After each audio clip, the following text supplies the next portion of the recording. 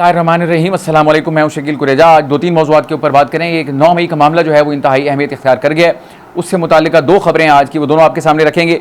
और इसके अलावा मौलाना फजल रहमान साहब जो हैं उन्होंने अपना फैसला खुद सुना दिया है, उसके ऊपर भी बात करते हैं। और बिजली का जो मामला है, यानी कि जो रिलीफ दिया गया पंजाब हुकूमत की जानिब से, इस वक्त उसके ऊपर बड़े पूरे ज़ोर शोर से सियासत हो रही है, उसके ऊपर भी बात करते हैं। सबसे पहले आते हैं 9 मई के मामले के ऊपर। 9 मई का जो मामला है उसके तीन मामला मैं आपके सामने रखता हूँ। नंबर एक, फैज़ हमीद की गिरफ्तारी के बाद एक यकसर नई सूरत हाल जो है वो सामने आ गई है, और बल्कि इमरान खान साहब खुद खदशा जाहिर कर चुके हैं कल कि उनको ऐसा महसूस हो रहा है कि उनका जो मुकदमा है उसको मिलिट्री कोर्ट ले जाया जाएगा। एक तो ये पहलू हो गया, यानी कि एक साइड है जिसके ऊपर हम बात करेंगे। दूसरा, बुशरा बीवी जो हैं, आज उनकी 9 मई से मुताल्लिका 12 मुकदमा जो हैं उसमें उनको डिस्चार्ज कर दिया गया, यानी कि वो बरी हो गई। आपको याद होगा पिछले महीने में इमरान खान साहब का जो मामला था, 9 मई के 12 मुकदमा थे उनके भी, लाहौर हाई कोर्ट ने उनका जो जिस्मानी रिमांड था इस हवाले से, यानी इन मुकदमात के हवाले से, उसको कलअदम करार दे दिया था। यानी कि इस्तगासा जो है वो ये साबित करने में नाकाम रहा कि इनका जो जिस्मानी रिमांड है वो दुरुस्त है। उसका दिफा नहीं कर पाए, अदालत ने उनके जिस्मानी रिमांड को कलअदम करार दे दिया।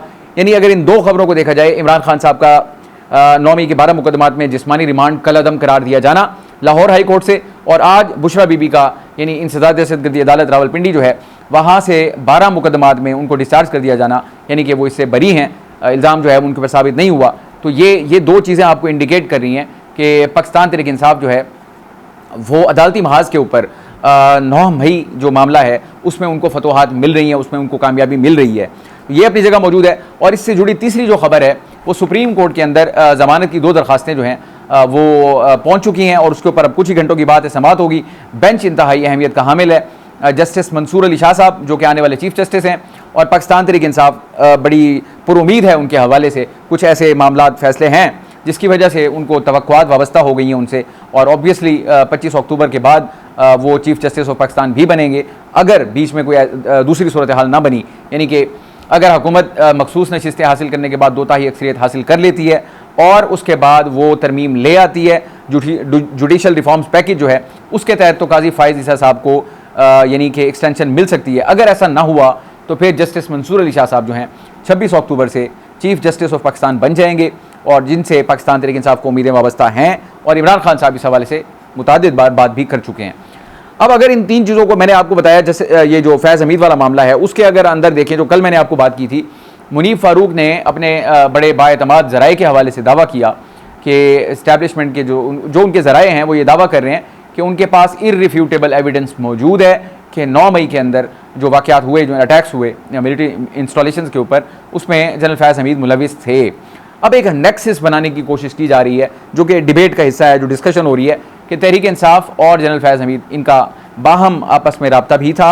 ये अंसार अब्बासी साहब की खबर है, और ये जो प्लानिंग की गई सारी, ये मिल के की गई, ये एक हाइपोथेसिस है, और इसके ऊपर बातचीत हो भी रही है। तो अगर इस डायरेक्शन में देखें, जिसका कि कल इमरान खान साहब ने कहा ये सब कुछ इसलिए हुआ फैज़ हमीद वाला मामला, ताकि मेरा केस जो है उसको मिलिट्री कोर्ट में ले जाया जाए।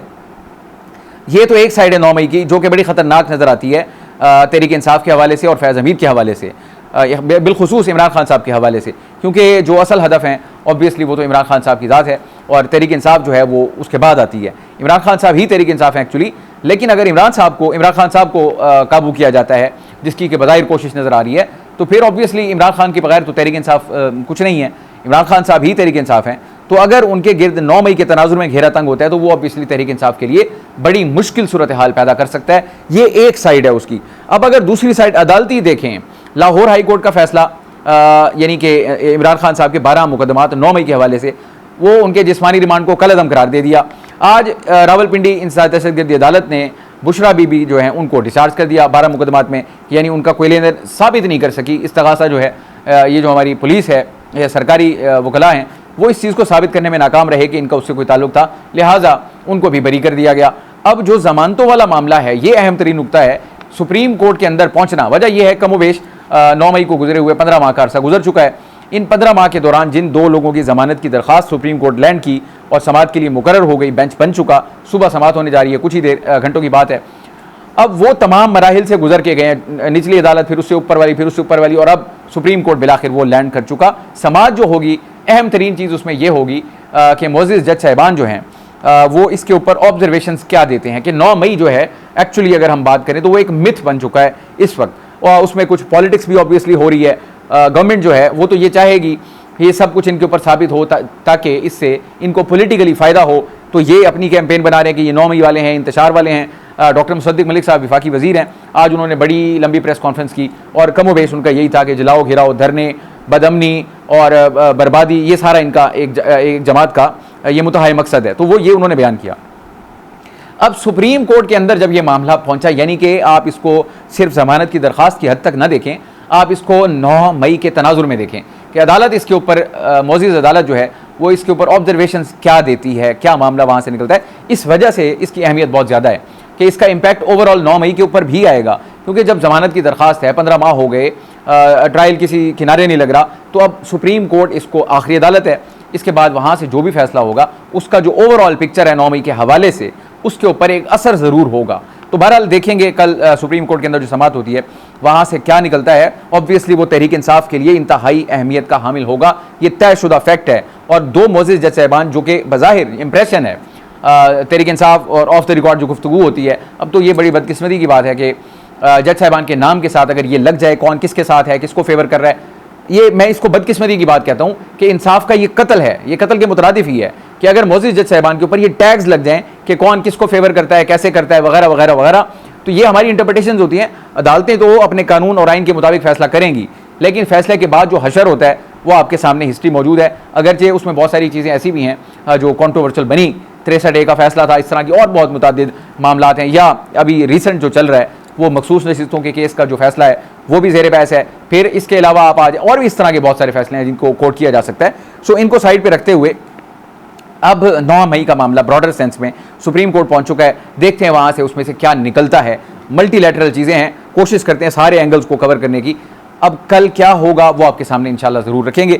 दूसरे मौजू की तरफ आता हूँ। मौलाना फजल रहमान साहब, पाकिस्तान तहरीक इंसाफ ने बड़ी उम्मीदें वाबस्ता कर ली थी मौलाना फजल रहमान साहब से, और इसके जो सुरखेल थे, सबसे ज़्यादा एफर्ट्स जिन्होंने की वो जनाब असद कैसर साहब हैं। ज़बरदस्त आदमी हैं, साबिक स्पीकर भी रहे और इमरान खान साहब के मोतमद ख़ास हैं, यानी उनके करीब भी हैं, ऑब्वियसली उनकी आशीर्वाद होती है। तो इन्होंने बड़ी एफर्ट्स की और पाकिस्तान तहरीक इंसाफ के वफ्द की सतह पे उनसे मुलाकातें भी होती रहीं, मुलाकातें आगे बढ़ीं, फिर जवाब दर जवाब भी आए, कमेटियों तक मामला पहुँच गया, इमरान खान साहब की कॉन्सेंट से भी उनको आगाह कर दिया गया। मौलाना साहब का एक मौके पर मौक़िफ़ था कि क्या आप जो हमारे पास पैगाम रसानी करते हैं, इमरान खान साहब इसमें ऑन बोर्ड हैं या नहीं हैं, तो उनको गारंटीज चाहिए थी। फिर उनको आगाह किया गया कि इमरान खान साहब इन तमाम चीज़ों में ऑन बोर्ड हैं। तो मौलाना साहब ने फिर यह ऐलान भी किया कि मामला इनका कमेटियों तक पहुंच गया कि कमेटी बनेगी, दोनों तरफ से लोग उसमें शामिल होंगे, जो फ्यूचर कोर्स तय करेगी कि इन दो जमातों ने किस तरह इत्तेहाद करना है, आगे कैसे चलना है, आदाब क्या होंगे, मकासद अगराज, सारा कुछ ये तय होना था। जब इधर तक मामला चले गए और मुतअद्दिद दौर हुए इनके वफूद की मुज़ाकरात के, मुलाकातों के, अब पिछला कुछ अरसा खामोशी आ गई। उस खामोशी के बाद अचानक खबर आ गई आज। मौलाना फजल रहमान साहब ने बज़ात खुद डेरा इस्माइल खान में गुफ्तगू करते हुए मीडिया से ये ऐलान कर दिया। उन्होंने कहा है कि JUI जो है वो किसी सियासी इत्तेहाद का हिस्सा नहीं बनेगी और इसके अलावा बग़ैर किसी सियासी इत्तेहाद के बग़ैर अपनी तहरीक खुद चलाएगी। 2 तहरीकें चल रही हैं, एक तहरीक तहफ़्फ़ुज़ ऐन पाकिस्तान के प्लेटफॉर्म से 6 जमाती इत्तेहाद जो है वो चला रहा है और मौलाना फजल रहमान साहब अपनी तहरीक चला रहे हैं। कम व बेश ये एक साथ शुरू हुई थी, दोनों का आगाज़ बलूचिस्तान से हुआ था। इम्कान ये था कि शायद ये इकट्ठे हो जाएंगे। पाकिस्तान तहरीक इंसाफ को मौलाना की जो स्ट्रीट पावर है उसका अंदाज़ा है और बिलखुसूस मौलाना साहब का जो कद काट है उसका भी। तो इन्होंने बड़ी सरतोड़ कोशिश की कि उनका वज़न जो है इनके पलड़े में पड़ जाए, यानी कि मौक़िफ़ तो दोनों का एक है। मौलाना फजल रहमान साहब इस इलेक्शन को नहीं मानते, उसको धांधली ज़दा समझते हैं। तहरीक इंसाफ या इमरान खान साहब वो भी इस इलेक्शन को नहीं मानते, इसको धांधली ज़दा ही समझते हैं। मुतालबा भी दोनों का एक ही है कि नए इंतखाबात करवाए जाएँ। इमरान खान साहब भी ये मुतालबा कर चुके हैं, बदस्तूर कर रहे हैं और मौलाना फजल रहमान साहब का यही मौक़िफ़ है। तीसरी चीज़ जो कॉमन है, तहरीक इंसाफ भी कहती है कि इस्टेब्लिशमेंट इलेक्शन के मामला से दूर रहे, मौलाना फजल रहमान साहब का भी यही मौक़िफ़ है कि इस्टेब्लिशमेंट इससे दूर रहे। तो इन तमाम चीज़ों को मद्देनज़र रखते हुए इम्कान था कि शायद इनका इत्तेहाद आपस में हो जाए, लेकिन आज जब क्योंकि मौलाना फजल रहमान साहब ने खुद अनाउंस कर दिया कि बग़ैर किसी सियासी इत्तेहाद में जाए हम अपनी तहरीक अज़ खुद चलाएँगे, किसी सियासी इत्तेहाद का हिस्सा नहीं बनेंगे। साथ ही उन्होंने कहा माजी का जो हमारा तजर्बा है, करीब माजी करीब का, ऑब्वियसली PDM की बात कर रहे हैं, वो कोई अच्छा नहीं रहा और हम नहीं चाहते कि कि हम खुद शर्मिंदा हों या हम किसी और को शर्मिंदा करें, इसलिए हर किसी की अपनी मामलात है, अपनी सियासत है। सो ये जो तहरीक इंसाफ जो है, मेरा ये ख्याल है उनको ये जवाब मिल गया, क्योंकि सियासी तहरीक ऑब्वियसली इस वक्त तहरीक इंसाफ है और मौलाना फजल रहमान साहब हैं, वो अलग यानी अलग अलग चल रहे हैं। कोशिश थी इकट्ठे हो जाएँ, इम्पैक्ट बन जाए, और जो भी हमला करना हो या जो भी करना हो, यानी कि अपोजिशन तकसीम है वो यूनाइट हो जाती, ये बुनियादी हदफ था, लेकिन ऐसा हो नहीं सका। बहरहाल सियासत है, हो सकता है कल ये हो भी जाए। आज मौलाना फजल रहमान साहब ने ये ऐलान कर दिया, इससे पाकिस्तान तहरीक इंसाफ को क्या झटका लगेगा, क्या नहीं लगेगा, ये तो आने वाला वक्त तयन करेगा इसका। इकट्ठे अगर होते तो फोर्स डबल हो जाती, लेकिन अब अलग अलग हैं तो ऑब्वियसली आपकी जो फोर्स होती है अगेंस्ट द गवर्नमेंट, अपोजिशन जो होती है उसका हदफ तो हुकूमत होती है बिलाखिर, तो वो उसका जो वजन है मैं ये समझता हूँ वो कम हो गया। मज़ाकरात के हवाले से उन्होंने कहा हुकूमत बेख्तियार है, जो असल ताकतवर हैं मज़ाकरात तो उन्हीं से होंगे, वो आए मुज़ाकरात कर लें। क्या ऐसा होगा? बज़ाहिर लगता है बड़ा मुश्किल है। तो ये तो थी मौलाना फजल रहमान साहब की गुफ्तगू। और इसके अलावा एक और अहम मौजू जो है वो ये है कि बिजली का मामला। अब पंजाब हुकूमत ने जो रिलीफ दिया, अगरचे उसको इस्लामाबाद तक अब उन्होंने एक्सपेंड कर दिया है कि इस्लामाबाद के जो आईएसको के जो सार्फिन हैं ये उनको भी मिलेगा, यानी कि इस्लामाबाद वालों को। बहरहाल ये हो गया। इसके बाद जो तनाज़ा खड़ा हो गया कि एक सूबा जो है वो तो रिलीफ दे रहा है जबकि बाकी सूबे जो हैं वो नहीं दे रहे, और बाकी सूबे ये कह रहे हैं कि ऐसा हो ही नहीं सकता। बिलखुसूस सिंध जो है वो ये कहते हैं, सईद गनी साहब ने कहा, उन्होंने कहा विफाक बिजली का मामला है सूबा कर ही नहीं सकता। आज कैबिनेट का इजलास था, वज़ीर आज़म ने खिताब किया, वहाँ भी यही मौजू था, और वज़ीर आज़म ने कहा कि ये जो हमारे ऊपर इल्ज़ाम तराशी हो रही है कि विफाक ने उनको सपोर्ट किया, विफाक ने मदद की, उसकी वजह बुनियादी ये है कि नून लीग ही बरसर इक़्तिदार है विफाक में, और नून लीग ही बरसर इक़्तिदार है पंजाब में। एक नवाज शरीफ साहब के भाई हैं और एक नवाज शरीफ साहब की साहबजादी हैं, CM जो हैं। तो ये यानी इल्ज़ाम था। आज उन्होंने क्लियर किया, उन्होंने कहा जी इसमें विफाक का कोई लेना देना नहीं, ये पंजाब के अपने पैसे थे। उन्होंने डेवलपमेंट बजट से 45 अरब रुपए निकाले और आम लोगों को रिलीफ दिया। बाकी सूबों के लिए भी ये पैगाम है, ये एक तरगीब है और ये एक राह है, मसल राह है कि वो भी अपने जो डेवलपमेंट बजट्स हैं उसके अंदर से पैसे निकाल के आवाम को इस मद में रिलीफ फराहम करें। बाकी सूबे करेंगे या नहीं करेंगे ये तो आने वाला वक्त बताएगा, लेकिन अब तक किसी ने नहीं किया। पंजाब हुकूमत ने ये कर दिया। उसके बाद आज मरीम नवाज साहिबा भी एक तकरीब में थी। कल सैयद मुराद अली शाह साहब CM सिंध जो हैं उन्होंने कहा ये बेवकूफ़ी के फैसले हैं, मैं इस पर क्या जवाब दूँ, बेवकूफ़ी के ऐलानात हैं। तो ये चीज़ मरीम नवाज़ को बुरी लगी। आज मरीम नवाज़ ने फिर उनको जवाब भी दिया। उन्होंने भी नाम नहीं लिया था मुराद अली शाह साहब ने, और मरीम नवाज़ ने भी नाम नहीं लिया। मरीम नवाज़ ने ये कहा कि कल मुझे ये सुनने को मिला कि किसी ने इसको ये लफ्ज़ इस्तेमाल किया बेवकूफ़ी वाला कि ये बेवकूफ़ी का फ़ैसला है सस्ती बिजली देना। तो आगे उन्होंने गर्दान पढ़ दी, जो कि मेरा ख्याल है पीपल्स पार्टी की या बिलखुसूस आसिफ अली जरदारी साहब की एक दुखती रग है। इन्होंने कहा, तो मेरी हंसी निकल गई, ये कहती हैं मरीम नवाज़ साहिबा, और आगे कहती हैं करप्शन का पैसा जेब में डालना, ये पहली बात उन्होंने की है, ये है दुखती रग। आपको याद होगा शहबाज शरीफ साहब कहते थे पेट फाड़ के करप्शन का सारा पैसा निकालूंगा। सो मरीम नवाज़ साहिबा कहती हैं, उन्होंने नाम नहीं लिया, उन्होंने कहा किसी ने ये लफ्ज़ इस्तेमाल किया कि बिजली सस्ती करना बेवकूफ़ी है, तो इस पर मेरी हंसी आ गई। आगे कहती हैं कि करप्शन का पैसा जेब में डालना, प्रोटोकॉल पर पैसे खर्च करना, हेलीकॉप्टर, जहाज़ों, गाड़ियों के काफिलों और घरों पर पैसे खर्च करना, क्या ये बेवकूफ़ी नहीं?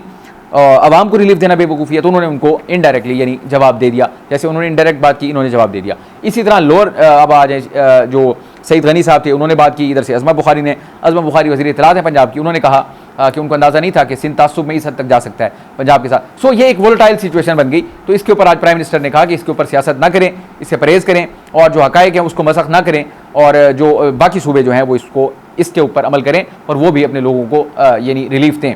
तो असल बात जो है, नुक्ता क्या है? नुक्ता ये है, इस वक्त आवाम सिसक रही है, बिजली के बिल जो है वो बिजली के बम बन के उनके ऊपर गिर रहे हैं। हकीकत हाल है ये।